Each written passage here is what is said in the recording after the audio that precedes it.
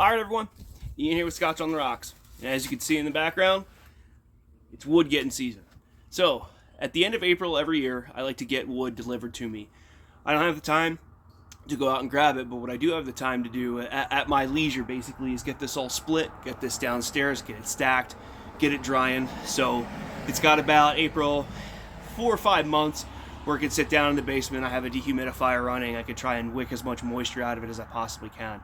Ideally, I like to leave it out in the sunlight, but we don't have the space for that. So it all just goes downstairs, it sits down there, and that's just where it stays.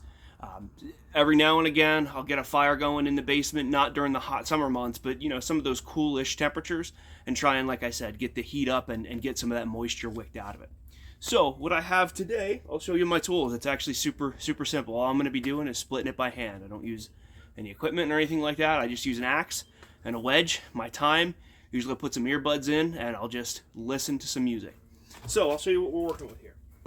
So here we have a 9-pound Collins axe. It's just a maul, just for splitting them apart. And we have just a basic wedge. Nothing special about it. So that's it. That's all we need. And we just take our, just takes our time. The other thing that I highly recommend is investing in a good set of gloves. These goat gloves, they have their pros and they have their cons. One of the things that I don't like about them is when I go to make a swing with the axe, they get bound up right in here sometimes, and it kind of messes with my swing. But other than that, I mean, they made it through 4 cords last year, and we're fixing to get another anywhere between 3 and 4 this year. So right now, I'm just gonna get to it. But this episode of Scotch on the Rocks is brought to you by my wife's famous red beer. She makes it amazing. We do use Bud Light, we use Clamato, we use some salt, some Worcester sauce. And she says not to give away a secret recipe, but here's to you guys. So without further ado, we're just going to get into it. I'm just going to roll with it. I may have to take care of some of it in editing, but for right now, we're just going to record the whole thing, and you know, no stops, no nothing. First thing we're going to do is we're going to get all this wood out of the way. So all this wood right here is in front of our access point, which is our basement. There's a window in the basement that we need to get to. Then I just chuck all the wood down. So first things first, we need to get all this moved out of the way. We need to get the cover taken off of the window and the wood start thrown down there. So yes, in theory, I'm moving this 4, 5, or 6 times, but there's no real easy way around it at this point. And as you can see, I have proper footwear. I have my Crocs. My Crocs have actually been the best wood splitting shoes I've ever had, because stuff just bounces right off of them, and it's super nice.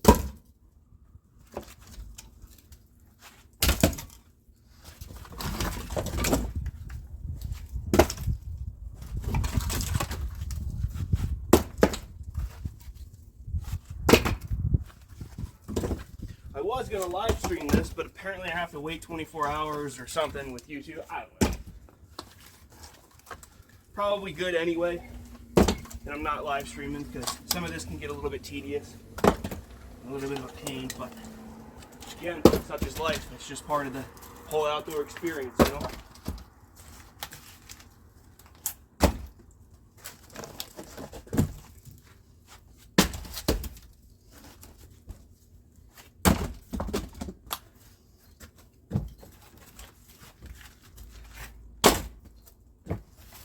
You know, this is all last year stuff, so we actually got off lucky last year. I ordered 7 cords. We only burned about 4 or 5, so we lucked out. We got a lot to spare, so I won't have to work as hard this season to get it done. So there's another guy I follow on YouTube, Bush Radical. He talks about firewood as being sweat equity, which means that you put the time in, you put the sweat in, and you get something out of it.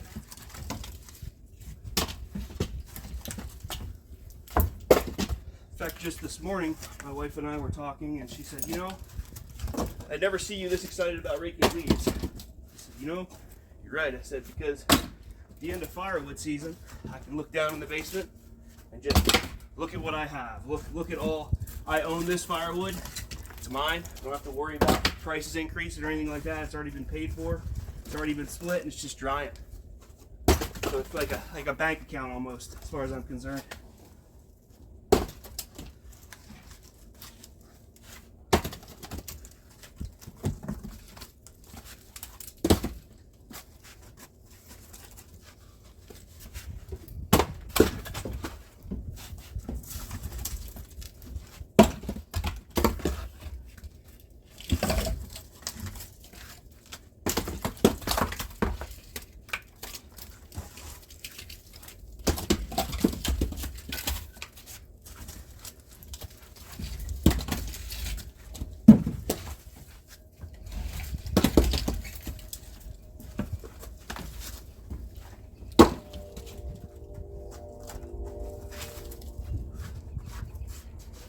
These pieces got a little wet, huh?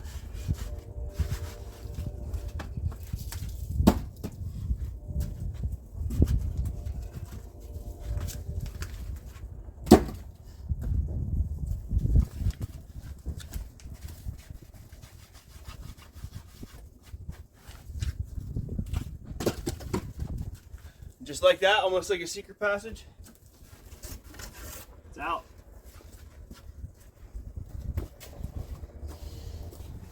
So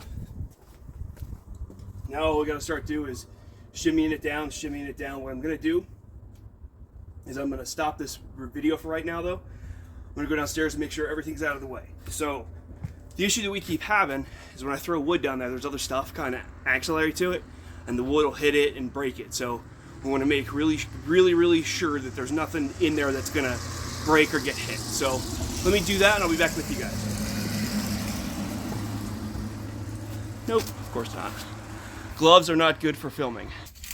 All right, so I just checked and made sure everything was out of the way. I had the dehumidifier that was in the way, but basically we want the blast area clear because we're just going to be chucking it down as least movement as necessary to get the job done. So with this part, I'm going to hyperlapse it. You don't need to hear everything. It's just going to be wood hitting the ground. When I go back to start splitting, I'll bring you guys back and we'll have a little bit of chat about it. See you in the next clip.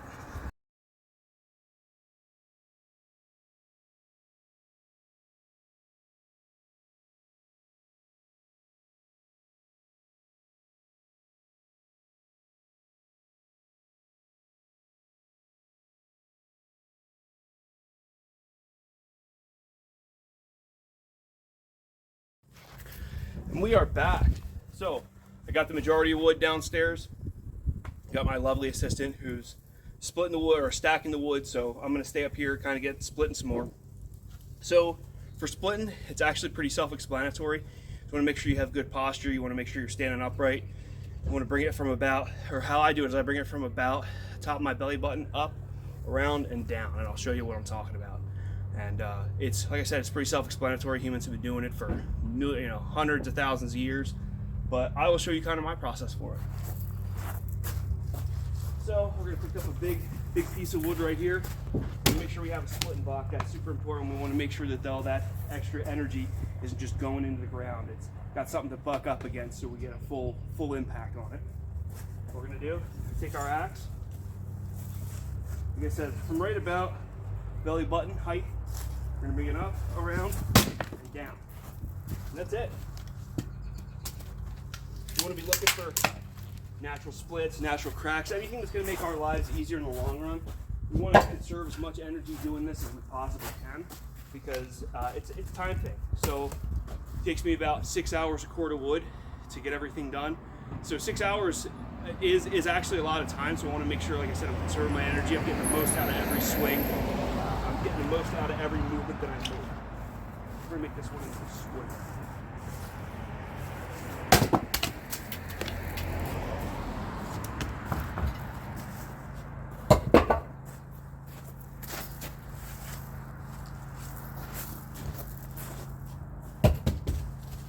Just rinse, repeat until it's all done.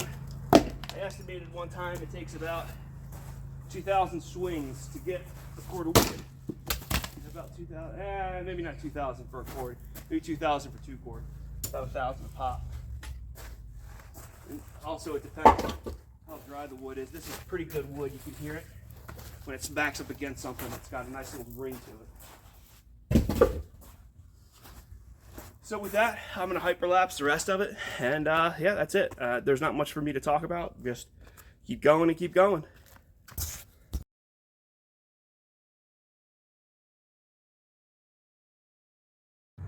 All right, so two things I wanted to go over while that segment was happening.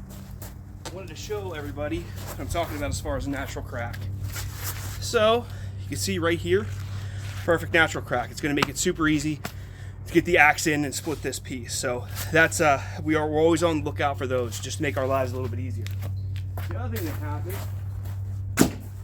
while I was on camera is I pulled this piece out. You'll probably be able to see that I took some pretty good wax with it, and it's wanting to go, but it's just not quite there. So this is the perfect opportunity to use the wedge. So what I do for the wedge is I usually try to hit it with the axe first, just so I have a place to bury this into. So we're going to take this wedge, put it right there. Almost center, not quite, but almost. Just get smacked. Sometimes it pops out, just go grab it, do it again. Whenever it pops out, that's usually a me missing my mark spot. So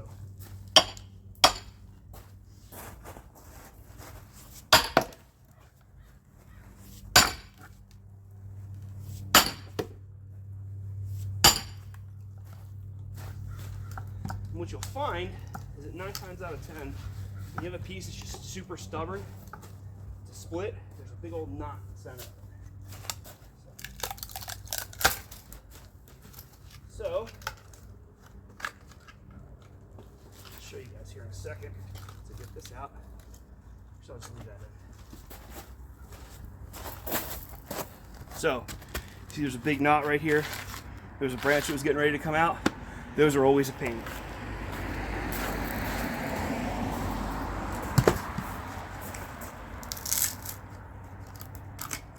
Here we go. We always want to set this someplace out of the way. It's not covering up when we need to use it. We know where it's at. Let's see.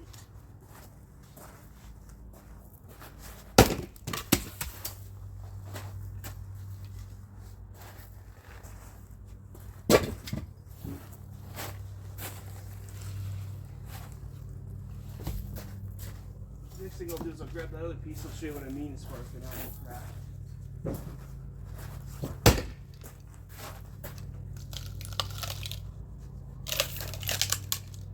Ta-da!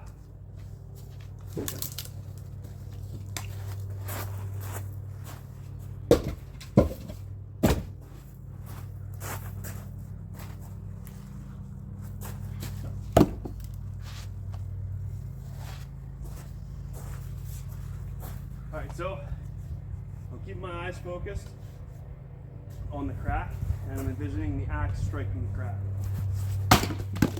Boom, just like that.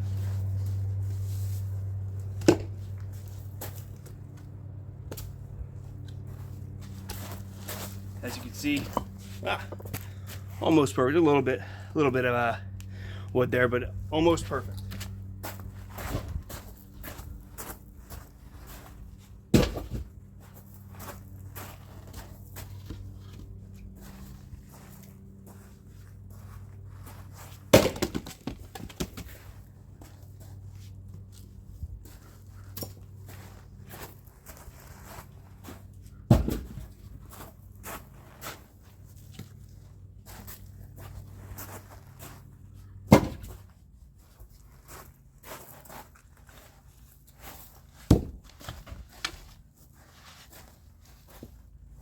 With that, we'll go back to hyperlapse.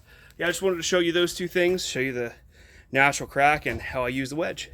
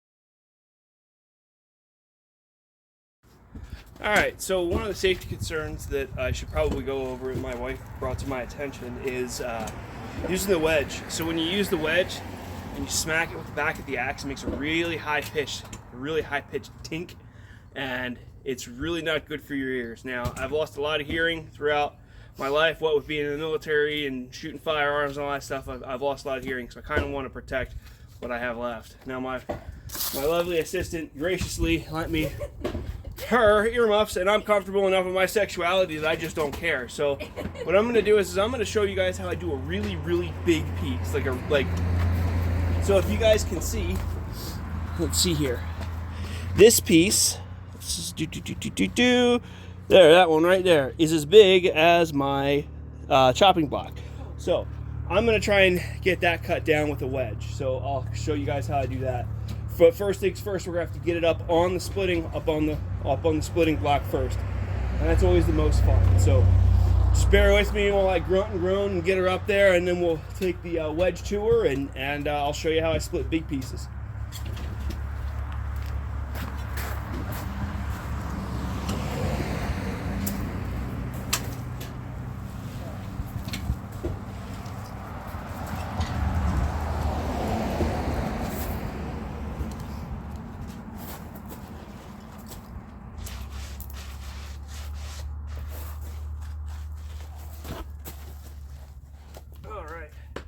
So, things we got to concern ourselves with big pieces. There's a big knot right here that I can see. There's a bunch of little knots right here all over. So this looks like it probably came from the base of the tree. So it's going to be a pain, but we're just going to have to get through it. It's just going to be nothing but brute force and determination that's going to get us through this one and not giving up. So, like I had said before, you take the axe to it, and I want to put a mark almost dead center, so I have a place to put the wedge. So, yeah, sounds about right. Just that thunk sound. So, maybe you'll be able to hear it on camera what I'm talking about as far as the high-pitched ting that's going on here.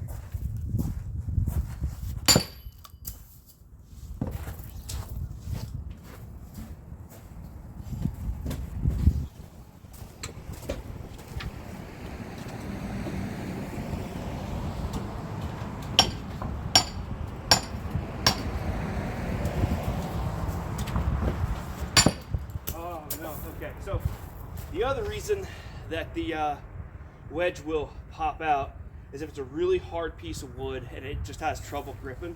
So that means we're going to have to get even deeper with the maul.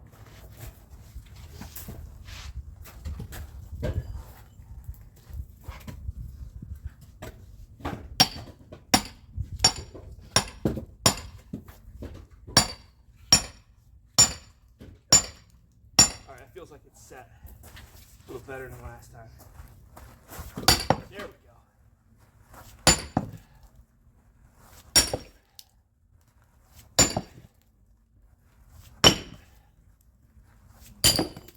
Woo!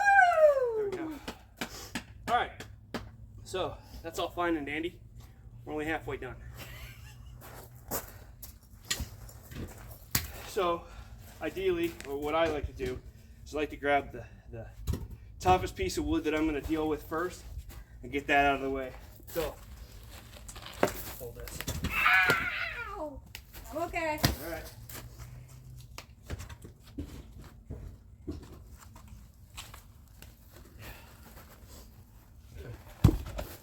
All right. So, again, it's going to be our problem.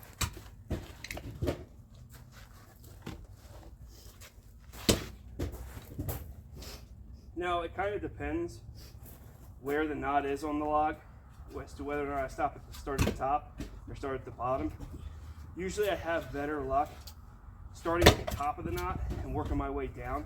It seems to want to split a little bit easier that way. So that's 9 times out of 10 what I'll do, unless there's something really weird with these.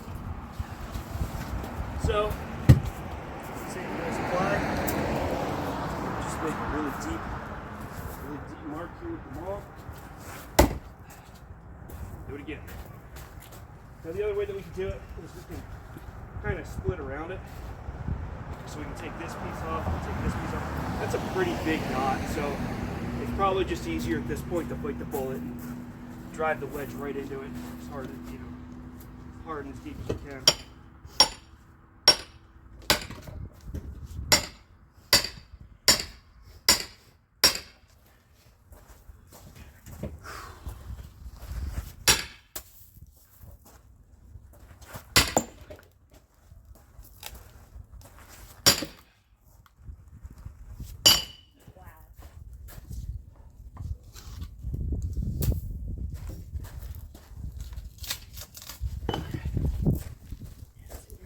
So, I'll show you here.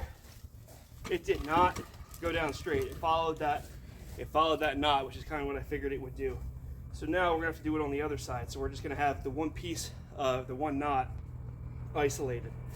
Yeah, you can see, I mean, this is a pretty deep bend we got going on here.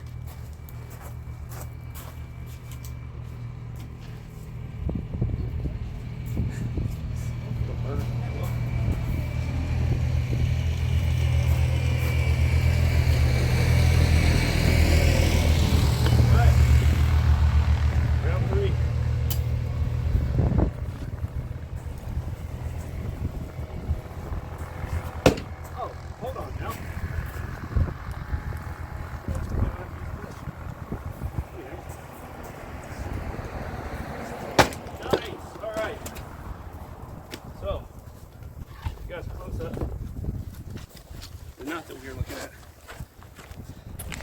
So yeah, this was an absolute bear. Like I said, it's just going to be hard work and not giving up that's going to get you through it. It's, you know, it's not easy for sure.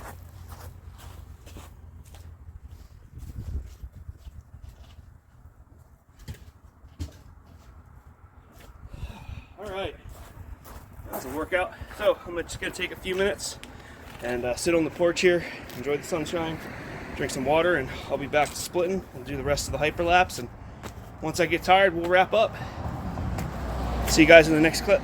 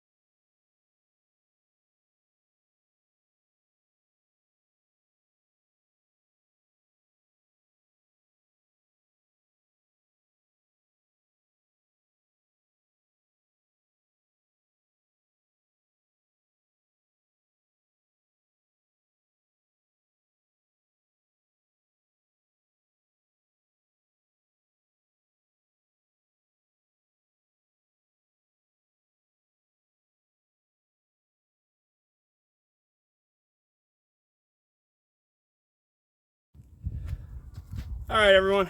So I think I'm gonna call it. I'm about as dirty and I'm tired and had as much fun as I can for today. There's obviously still a huge pile behind me, but that's the thing. It never stops until it's completely done. You know, I keep getting loads, more loads in, and just keep going, you know, like eating an elephant one piece at a time. So like I said, I'm gonna call it. I appreciate you guys watching, and if you have anything else you want to see, let me know in the comments. I will catch up with you guys in the next video.